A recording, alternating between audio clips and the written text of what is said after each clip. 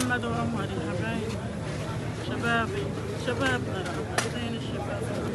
4 hari berturut-turut pasukan pertahanan Israel melancarkan serangannya ke pengungsian warga Palestina di sekolah Al-Auda di selatan Khan Yunis.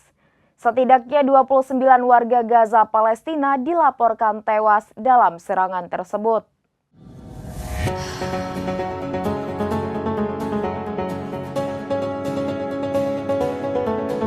4 hari berturut-turut pasukan pertahanan Israel atau IDF melancarkan serangannya ke pengungsian warga Palestina di sekolah Al-Auda di selatan Khan Yunis. Setidaknya 29 warga Gaza Palestina dilaporkan tewas dalam serangan tersebut. Tangis ratusan warga Palestina pun pecah saat pemakaman puluhan kerabatnya itu hingga membuat Hamas murka dengan Zionis. Dilansir dari AFP pada Kamis 11 Juli 2024, sehari setelah serangan IDF di sekolah Al-Auda, 29 jasad warga Palestina yang menjadi korban dimakamkan.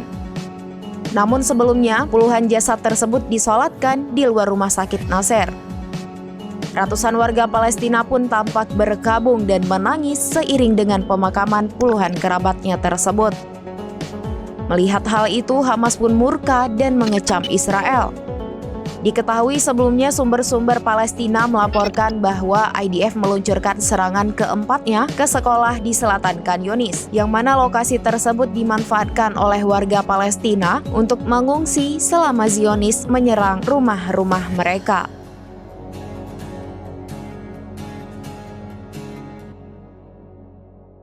Demikian informasi terkini Syedaralun. Saksikan terus informasi lainnya. Jangan lupa like dan share seluruh akun serambinews.com.